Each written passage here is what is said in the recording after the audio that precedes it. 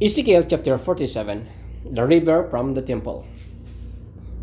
The man brought me back to the entrance to the temple, and I saw water coming out from under the threshold of the temple toward the east, for the temple faced east. The water was coming down from under the south side to the temple, south of the altar. He then brought me out through the north gate and led me around the outside of the other gate, facing east. The water was trickling from the south side. As the man went eastward with a measuring line in his hand, he measured off the 1,000 cubits, and then led me through water that was ankle deep.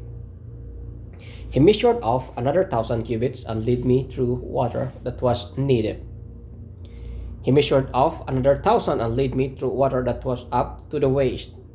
He measured off another 1,000, but now it was a river that I could not cross, because the water had risen and was deep enough to swim in.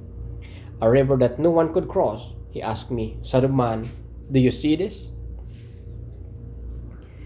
Then he led me back to the bank of the river. When I arrived there, I saw a great number of trees on each side of the river. He said to me, "This water flows toward the eastern region and goes down into the Araba, where it enters the Dead Sea. When it empties in the sea, the salty water there become fresh. Swarms of living creatures will live wherever the river flows. There will be large numbers of fish, because this water flows there and makes the salt water fresh. So where the river flows, everything will live. Fishermen will stand along the shore from En Gadi to En Eglaim. There will be places for spreading nets. The fish will be of many kinds, like the fish of the Mediterranean Sea. But the swamps and marshes will not become fresh. They will be left for salt. Fruit trees of all kinds will grow on both banks of the river. Their leaves will not be withered, nor will their fruit fail. Every month they will bear fruit, because the water from the sanctuary flows to them. Their fruit will be served for food, and their leaves for healing." The boundaries of the land.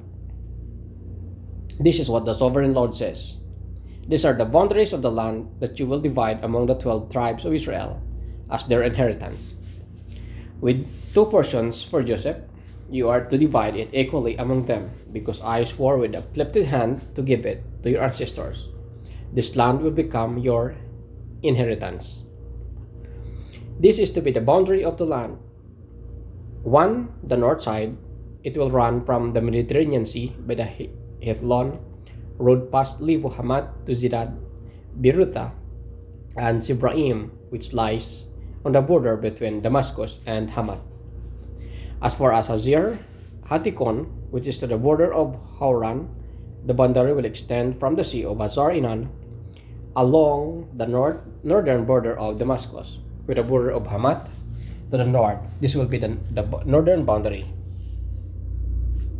On the east side, the boundary will run between Hauran and Damascus, along the Jordan between Gilead and the land of Israel, to the Dead Sea, and as far as Tamar.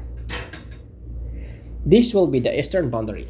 On the south side, it will be run from Tamar as far as the waters of Meribah Kadesh, then along the Wadi of Egypt to the Mediterranean Sea. This will be the southern boundary.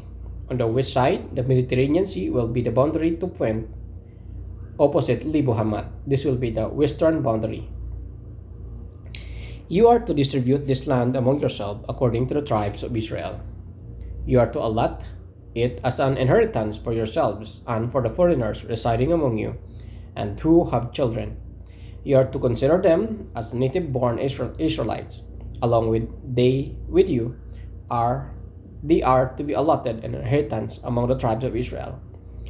And whatever tribe a foreigner resides, there you are to give them their inheritance, declares the sovereign Lord.